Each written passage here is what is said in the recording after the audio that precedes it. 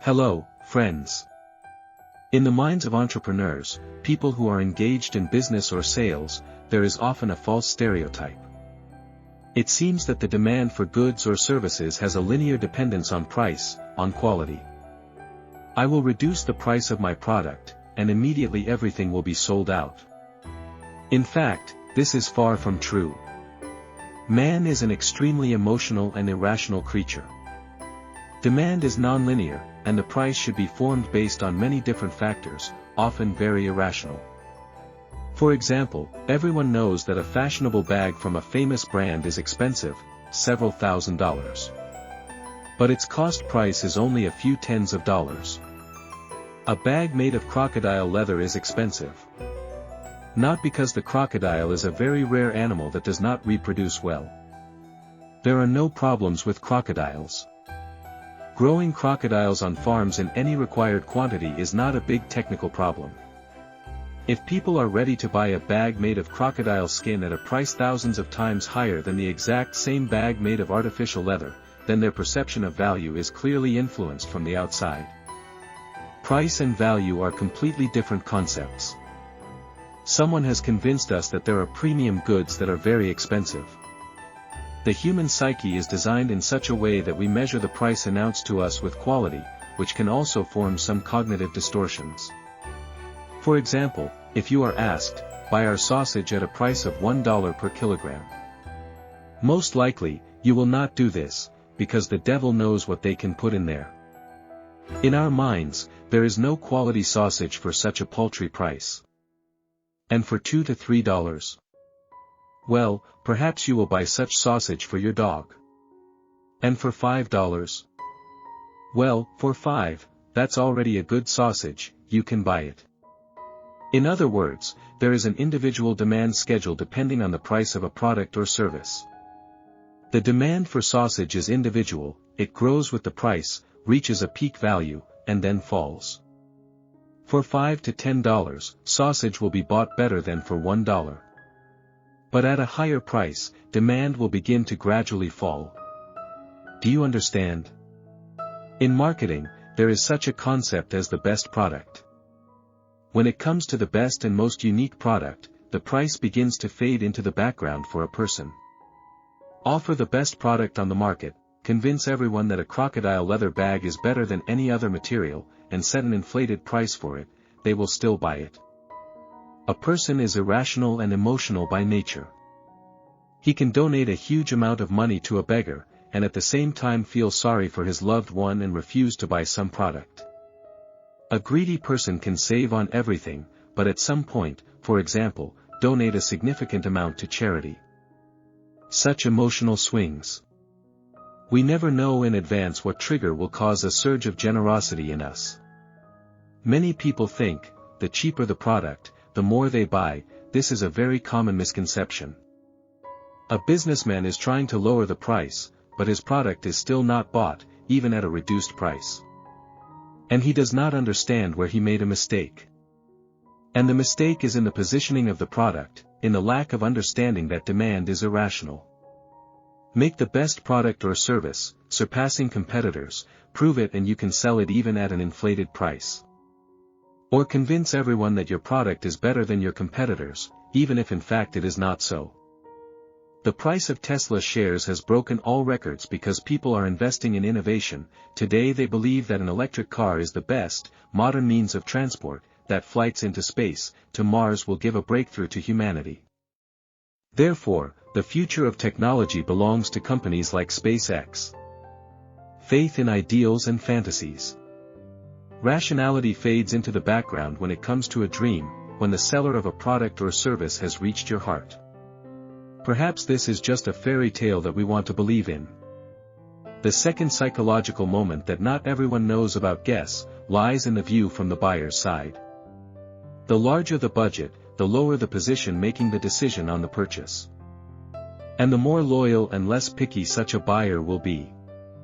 The decision to buy real estate is often made not by the owner of the money himself, but by his wife, the female part of the family, because it is for women that the nesting process is important and they are especially sensitive to the choice of housing.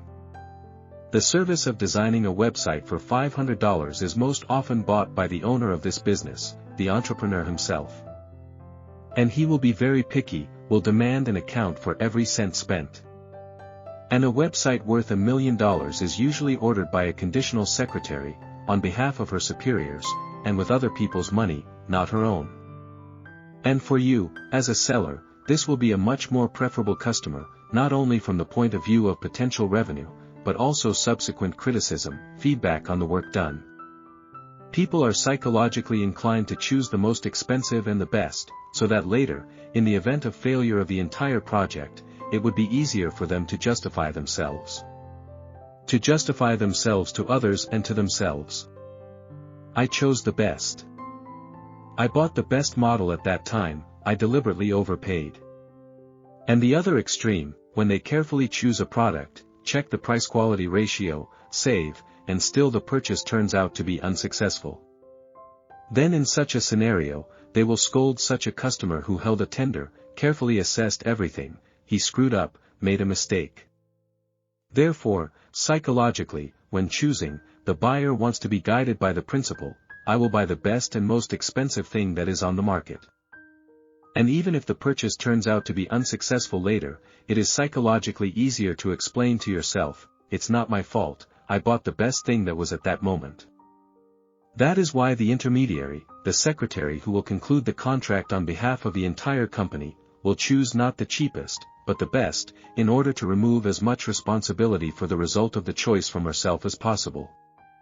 Conclusion: it is better to sell the best and expensive than an analog and cheap.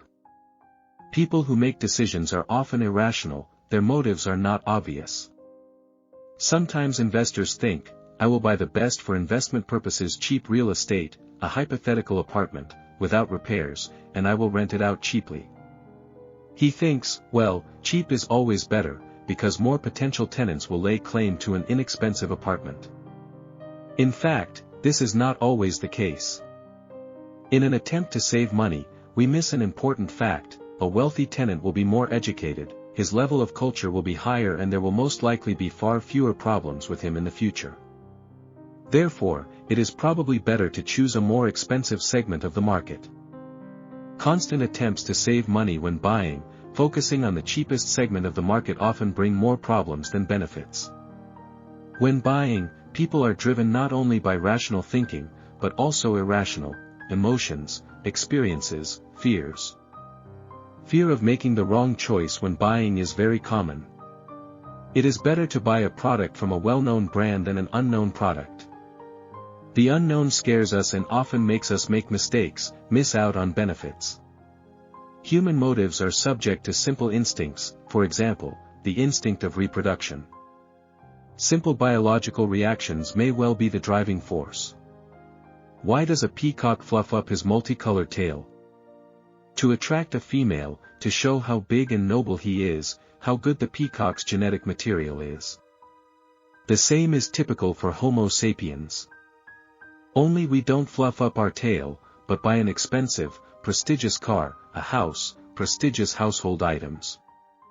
We need to buy not just a functional product, but certainly better than our neighbors, otherwise it seems that life is a failure. Imitation.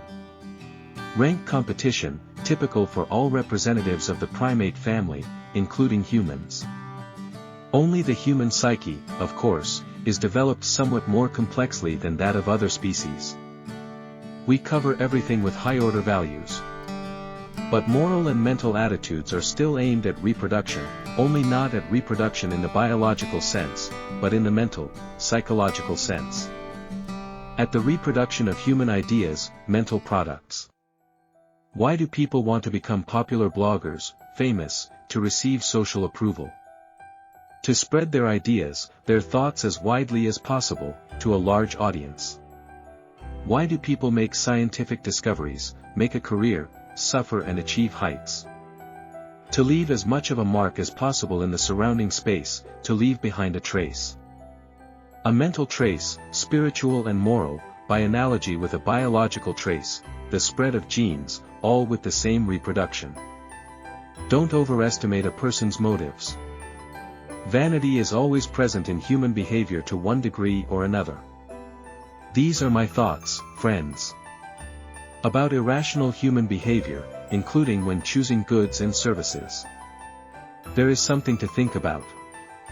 Thank you for your attention and see you soon.